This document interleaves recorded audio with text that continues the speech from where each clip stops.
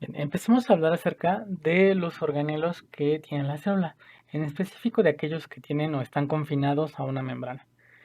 Bien, pues antes que nada, organelo quiere decir órgano pequeño.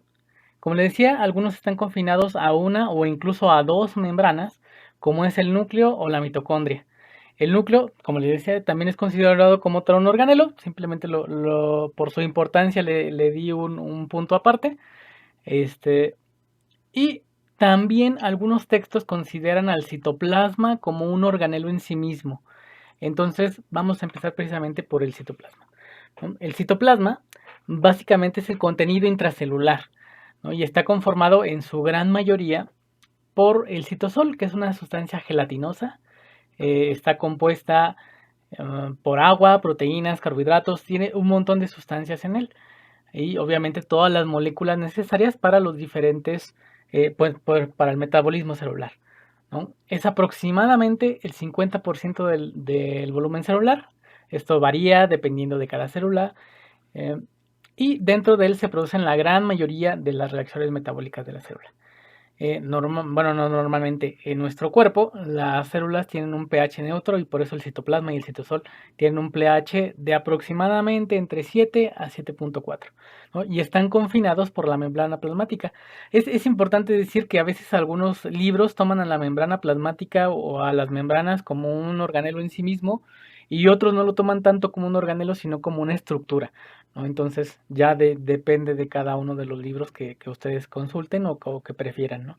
Pero pues no importa mucho a veces la definición, sino entender qué función tienen, cómo sirven y cuál es su estructura. Bien, ahora vamos a empezar ahora sí con los diferentes organelos que están confinados a una membrana. Y vamos a empezar a ver a los retículos endoplásmicos. Tenemos dos, tanto el liso como el rugoso. El retículo endoplásmico en general, los dos, tanto el liso como el rugoso, son un complejo de sistemas de membranas. Este, Van o abarcan desde casi la membrana nuclear y hacia afuera, pero se distinguen estructuralmente por varios tipos de cosas distintas. Entonces, ahorita vamos a entender cómo se diferencian en una imagen, cómo poder diferenciar uno del otro, ¿no? Y básicamente estos están hechos de membranas donde se hacen ciertas funciones metabólicas en específico. Y cada una de las pequeñas bolsas que se generan se llaman cisternas. Además de que el interior de estas cisternas las conocemos como lumen o luz.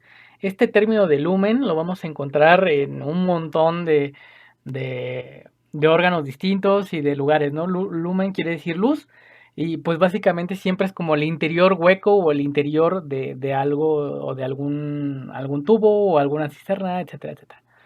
Bien, entonces, como les decía, tenemos dos retículos endoplásmicos y casi siempre, bueno, no casi siempre, pero son parte del intenso sistema membranoso. Estas dos células que se ven aquí en la figura, la de arriba es una célula vegetal y la de abajo es una célula animal. Eh, en estas células membranosas, perdón, este complejo membranoso que se ve aquí de color naranja, pues es parte de los retículos, ¿no? El cuerpo gris que se ve al centro son los núcleos. Y como le decía, como que este complejo abarca casi después de la membrana nuclear, la envuelve, y es bastante interesante la función que estos tienen. En microscopía electrónica, va a ser fácil distinguirlos. Obviamente esto no lo podemos distinguir con un microscopio óptico porque son muy pequeñas, entonces se necesita forzosamente un microscopio electrónico para poder distinguir ya a este nivel los organelos, ¿no? Aquí podemos ver el retículo endoplásmico rugoso y el liso. Entonces vamos a hablar un poquito más específico de cada uno de ellos para aprender a identificarlos más fácil. Bien, el retículo endoplásmico rugoso parece una membrana texturizada en las diferentes micrografías del microscopio a microscopio electrónico, ¿no? Y es porque tiene los ribosomas anclados a él, ¿ok? Entonces, si se acuerdan, los ribosomas son estas enzimas o ribosimas que ayudan, o más bien donde se genera la síntesis de proteínas. Entonces, aquí esta imagen me gusta bastante porque ayuda a entender un poquito mejor el complejo membranoso que es de la membrana nuclear y además los retículos. Aquí podemos ver luego de morado el núcleo, o bueno, la membrana nuclear, con sus poros enormes, y luego el retículo endoplásmico rugoso, ahí con las pequeñas bolitas que se ven que son los ribosomas, y después el retículo endoplásmico liso. Ahora, como decía, a microscopio se ve como si estuviera texturizado por estas pequeñas bolitas que a microscopio electrónico, como son muy densos los ribosomas, se ven como puntos negros. Entonces, por eso es más fácil, por así decirlo, o es fácil identificar el retículo endoplásmico rugoso. En esta otra micrografía quizás es un poquito más difícil, pero como ven, se ven las cisternas de las diferentes ranuras del retículo endoplásmico y cómo en los límites de las membranas, aquí las flechas los marcan, están los diferentes ribosomas pegados a estas partes del retículo endoplásmico, ¿no? Aquí en las flechas que lo marcan. Ahí también se ve una mitocondria y hablaremos de ellas más adelante.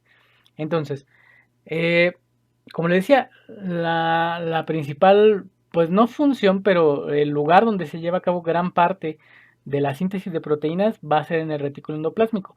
Algunas pueden ser liberadas al citoplasma. También hay ribosomas que están libres en el citoplasma y que generan también eh, la síntesis de proteínas libres. Eh, pero muchas de las proteínas o la gran mayoría de las proteínas que se replican en el retículo endoplásmico, pues, que se replican, que se traducen en el retículo endoplásmico, eh, van a tener alguna, ya sea alguna modificación post-traduccional o van a ir dirigidas a algún sitio de la célula o al exterior de la célula. Entonces, estas pueden tener alguna, como ya dije, modificación o necesitan transportarse, ya sea a algún otro organelo o al exterior de la célula. Y bien, hablando un poquito acerca de los ribosomas, hay que recordar, y esto es bastante interesante, que estos están, como decía, asociados al retículo endoplásmico rugoso y libres. Es un complejo enzimático, son varias subunidades proteicas que conforman la enzima, las conocemos como subunidad mayor y menor, y son una unión de proteína y ácido nucleico, y como tiene una función catabólica, son una enzima, pero una función metabólica tiene una enzima, en realidad tiene una función anabólica. Ah, y a este tipo de proteínas más ácido nucleico lo llamamos ribosima. El tamaño de un ribosoma eucariota es de 80S. No se preocupen ahorita mucho por el tamaño, nos sirve más bien como para distinguir entre el de las bacterias o el de otros organismos contra los de los eucariotas. Pero pues más o menos así se ve un ribosoma ya a un nivel atómico, molecular. Es una proteína muy grande, por eso incluso a microscopio electrónico se puede ver. La mayoría de las proteínas son más pequeñas, este es un complejo muy grande. Y por eso incluso algunos textos definen el ribosoma incluso como un organelo en sí mismo y no como una enzima más del metabolismo celular. Entonces le decía esto de las subunidades, de los 80, 70 S, no se preocupen mucho, porque más bien es para diferenciar entre las células procariotas y las eucariotas. Y en este curso, pues solamente vamos a ver células eucariotas, que son las de los seres humanos. Y de algunos animales, ya luego hablaremos de eso. Bien. Ahora, hablando de retículo endoplásmico liso, este tiene una apariencia tubular, es como un laberinto de tubos. Eh, no contiene ribosomas, que es también otra de las facilidades con las que vamos a poder distinguirlo, y participa en muchas partes del metabolismo, ya sea en la síntesis o en el metabolismo de carbohidratos, lípidos, esteroides, glucógeno, en el hígado en específico. También aquí se sintetizan los fosfolípidos de membrana y el colesterol, y también se almacena calcio. Ahora, para identificarlo, como decía, parecen una serie de tubos, es un laberinto tubular. Si se acuerdan, cuando veíamos el retículo endoplásmico rugoso, parecían más bien simplemente como bandas o que se extendían. Y este más parece como un laberinto donde los tubos suben, bajan, van hacia los costados. Entonces, en esta imagen vamos a ver un poquito mejor la diferencia, cómo se ven las diferentes partes del retículo endoplásmico liso. Aquí donde dice SER, es porque está en inglés, es Smooth Endoplasmic Reticle. Y Precisamente aquí se ven esa cantidad de tubos, por ahí se ve una mitocondria, algunas vesículas con lípidos, y para diferenciar, porque también hay cisternas en el retículo endoplásmico, el liso, para poder diferenciar del liso del rugoso, pues nos fijamos que no tengan los ribosomas, que son, si se acuerdan, estos puntos negros que se ven en las micrografías del microscopio electrónico. Entonces, el retículo endoplásmico rugoso sí tiene los ribosomas, y el retículo endoplásmico liso, aunque sea en sus cisternas, cuando se tome la fotografía adecuadamente, o bueno, cuando la fotografía muestre las cisternas, como vemos, no se ve ningún punto de tinción o no se ve ningún punto electronegativo, que son precisamente los, como definimos o como se dice, que se ven los ribosomas, ¿no? Puntos electronegativos. Bien. Otro organelo bastante parecido al retículo endoplásmico, solo que este está libre, entre comillas libre por la célula, es el aparato de Golgi.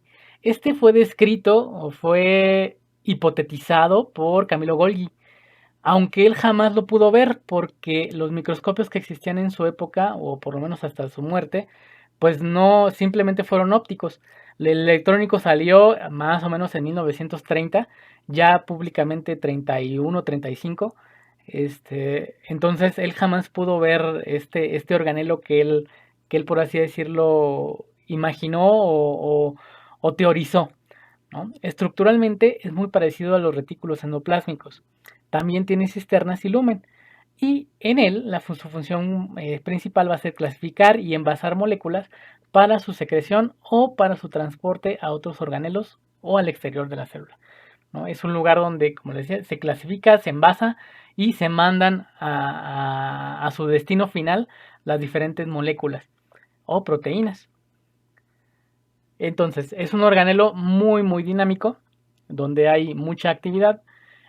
Y en el aparato de Golgi también se sintetizan, perdón, algunos carbohidratos de la superficie de la membrana celular. Aceptan las vesículas provenientes de los retículos endoplásmicos, y las vesículas contienen proteínas que serán modificadas y enviadas a su destino final. Como les decía, puede ser algún organelo, puede ser el exterior de la célula. Y le llamamos, dependiendo de su ubicación con respecto al núcleo, que tienen cara cis, media y trans. La cara cis es la que está hacia el núcleo, la cara trans es la que está hacia el exterior de la célula.